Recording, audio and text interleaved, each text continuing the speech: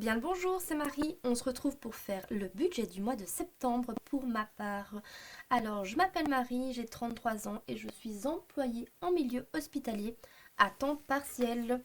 Du coup, mon salaire s'élève à 1 750 euros. Au niveau de mes sorties, je dois verser pour le compte en commun 1 100 euros.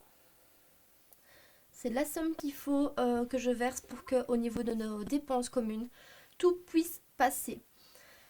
Du coup, dès le premier jour, je verse 1 100 euros sur le compte en commun. Ensuite, j'ai un budget de 200 euros pour le mois pour l'essence. D'office, je mets 50 euros chaque semaine sur 4 semaines. Ça arrive parfois où je pourrais honnêtement ne pas forcément mettre une semaine ou peut-être mettre que 20 ou 30 euros. Mais je tiens vraiment à mettre 50 euros par semaine, ce qui me permet que quand j'ai un mois à 5 semaines, puisque je budgétise tout sur 4 semaines, mais ça me permet quand même de pouvoir tenir cette semaine qui n'est pas budgétisée. Alors, de mon compte part la somme de 57 euros pour le forfait de mon GSM et de l'internet à la maison. On est chez Orange ici en Belgique. Là où je vis, on n'a pas beaucoup le choix. Du coup, on a fait le choix pour réduire la facture de ne plus prendre la télévision puisqu'on regardait principalement Netflix. Donc, ce qui fait qu'on a pu diminuer à 57 euros. Au niveau de ma part personnelle, je m'accorde 80 euros. C'est une somme qui honnêtement me convient bien.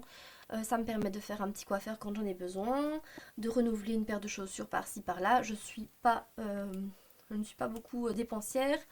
Mais du coup, 80 euros, ça me convient largement.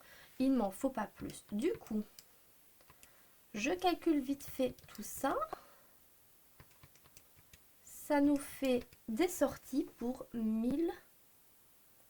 437 euros.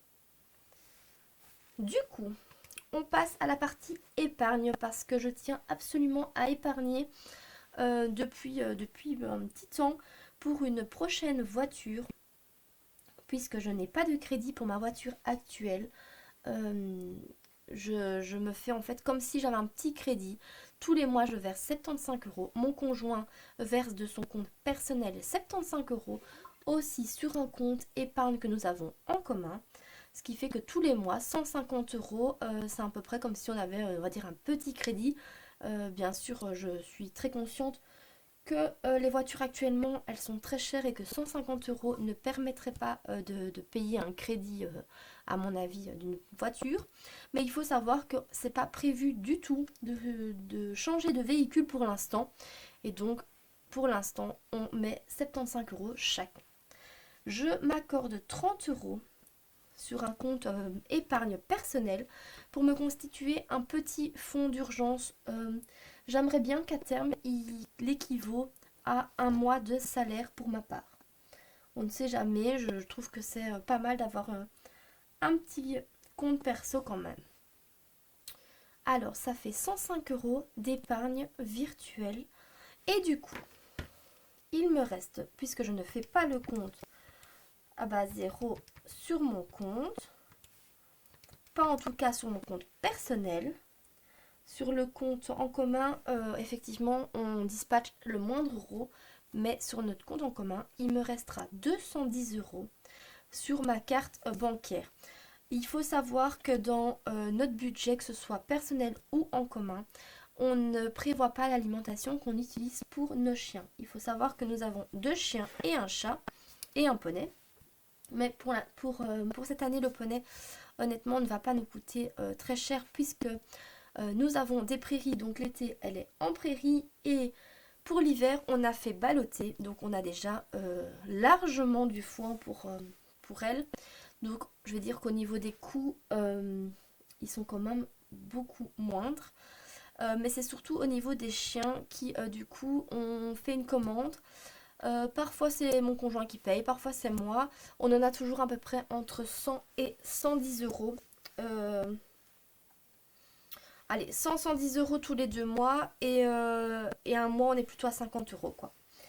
Donc ça on les prend sur notre reste à vivre chacun.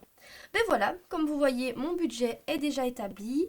C'est très bien, je peux épargner dès le début du mois. J'ai quand même une enveloppe personnelle et j'ai quand même de l'argent qui reste là pour des dépenses qui ne seraient pas totalement prévues. Avec les enfants, elles ont vite besoin de quelque chose et du coup, on va pas se mentir, on doit sortir la carte bancaire plus vite quand on a des enfants, hein, parce que eux, les économies, ça leur passe au-dessus de la tête. Et c'est bien normal, ils n'ont pas à se tracasser à ce niveau-là.